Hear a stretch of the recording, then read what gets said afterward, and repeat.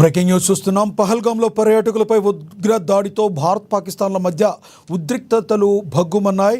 ఈ ఘటనకు భారత్ తగిన సమాధానం ఇచ్చే సూచనలు కనిపిస్తున్నాయి. ఈ నేపథ్యంలో బుధవారం ప్రధాని నరేంద్ర మోడీ పలు కీలక సమావేశాలకు అధ్యక్షత వహించారు. దేశ భద్రతపై అత్యున్నత నిర్ణయాలు తీసుకునే కేబినెట్ కమిటీ ఆన్ సెక్యూరిటీ ఈరోజు రెండోసారి సమావేశమైంది. అనంతరం రాజకీయ వ్యవహారాల కేబినెట్ కమిటీ భేటీ జరిగింది. ఇక ఈరోజు సాయంత్రం కేబినెట్ సమావేశం కూడా నిర్వహించనున్నారు. ఇక ఇదే విషయానికి సంబంధించి మరింత సమాచారాన్ని మా బ్యూరో చీఫ్ కృష్ణమూర్తి అందిస్తారు. కృష్ణమూర్తి, చెప్పండి, భారత్ పాకిస్తాన్ సరిహద్దుల మధ్య జరుగుతున్న కవ్వింపు చర్యలకి, పాకిస్తున్న కవ్వింపు చర్యలకి భారత్ ధీటైన సమాధానం ఇచ్చే అవకాశం కనిపిస్తుందంటారా? ఖచ్చితంగా. అంటే ఇటుకతో కొడితే రాయితో కొడతామని చెప్పేసి గతంలోనే కేంద్ర ప్రభుత్వంలో ఉన్నటువంటి పెద్దలు చెప్పారు. అటు ప్రధానమంత్రి నరేంద్ర మోడీ కానీ, కేంద్ర హోంమంత్రి అమిత్ షా కానీ, రక్షణ శాఖ మంత్రి రాజ్నాథ్ సింగ్ వీరందరూ కూడా తాజాగా పహల్గాం ఘటనతో కొంత పాకిస్తాన్ భారత్ను రెచ్చగొట్టిందని చెప్పేసి భావించాల్సిన అవసరం ఉంటుంది. భారత్ రెచ్చిపోతే ఎలాంటి పరిస్థితి ఉందని పాకిస్తాన్ తెలుసు.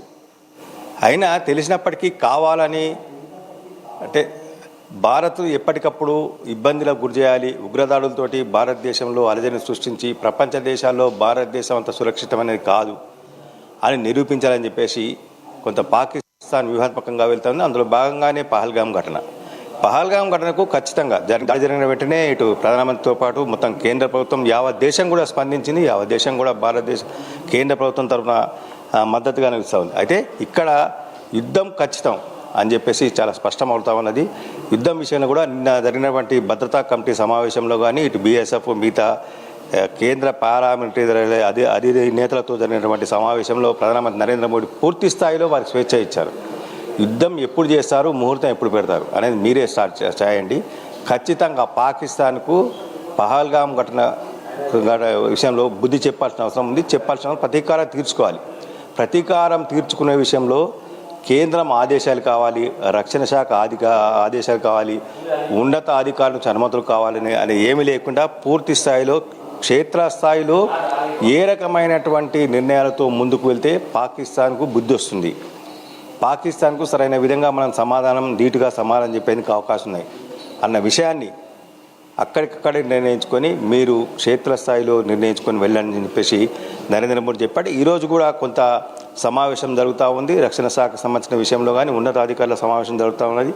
ఇప్పటికే త్రివిధ దళాల అధిపతి పిఓకే వెళ్ళి మొత్తానికి అక్కడ పరిశీలించి వచ్చారు. అక్కడ క్షేత్రస్థాయిలో ఉన్న సిబ్బందికి అక్కడ అధికారులతో మాట్లాడి కూడా వచ్చారు. వాళ్ళకు కూడా కావాల్సిన సలహాలు సూచనలు ఇచ్చారు. అయితే ఇప్పుడు పాకిస్తాన్ ఏదైతే మేము కూడా సిద్ధమని చెప్తున్నటువంటి నేపథ్యంలో ఖచ్చితంగా పాకిస్తాన్కు పూర్తి స్థాయిలో సమాధానం చెప్పాల్సిన అవసరం ఉంది. భారత్ యొక్క శక్తి ఏంటి నిరూపించాల్సిన అవసరం ఉంది. భారతదేశంలో ఏ రకమైనటువంటి ఐక్యత ఉంది అని పాకిస్తాన్ గట్టిగా చెప్పాలి అని చెప్పేసి భావిస్తున్న నేపథ్యంలో సాయంత్రం కూడా కొన్ని నిర్ణయాలు తీసుకొని పూర్తి స్థాయిలో సైన్యానికి పూర్తి స్థాయిలో అధికారాలు కల్పించి వాళ్ళ నిర్ణయాలకు అనుకూలంగానే వెళ్ళాలి అని చెప్పేసి కొంత భావిస్తున్న తెలుస్తుంది. పహల్గాం ఘటన వెనుక మేము లేవని చెప్పినటువంటి పాకిస్తాన్ ఘటన జరిగిన వెంటనే పాకిస్తాన్ అక్కడ విదేశాంగ మంత్రి కానీ పాకిస్తాన్ ప్రధానమంత్రి వీళ్ళందరూ కూడా మా సంబంధం లేదు, దాంట్లో భారతదేశ అంతర్గత వ్యవహారాల్లో భాగంగానే ఆ దాడులు జరిగాయి అని చెప్పేసి చెప్పినటువంటి పాకిస్తాను ఆ తర్వాత రెండవ రోజు నుంచే మాట మార్చి దాడికి సిద్ధం అనే విధంగా కొంత మాట మార్చి ఏదైతే చెప్తా ఉందో దానికి అంటే పాకిస్తాన్ ఖచ్చితంగా పహల్గాం వెనుక పాకిస్తాన్ ప్రభుత్వం యొక్క కుట్ర ఉంది,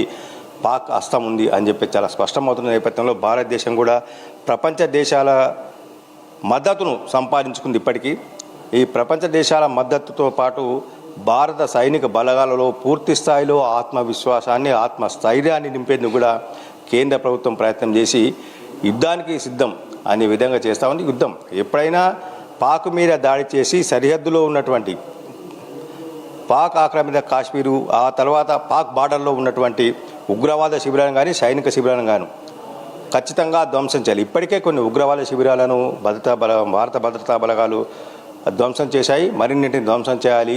పూర్తి స్థాయిలో పాకిస్తాన్కు సరైన విధంగా బుద్ధి చెప్పాలని చెప్పేసి ప్రభుత్వం నిర్ణయించింది. ఈ నేపథ్యంలో జరుగుతున్నటువంటి సాయంత్రం జరిగేటువంటి కేంద్ర కేబినెట్ భేటీలో మరికొన్ని కీలక నిర్ణయాలు అయితే వెలువడేందుకు అవకాశం ఉన్నాయి. నాకు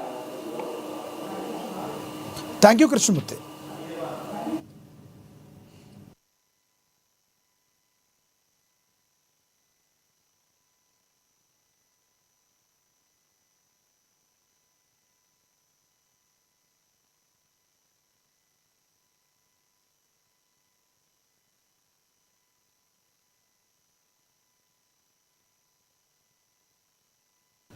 పదో తరగతి పరీక్ష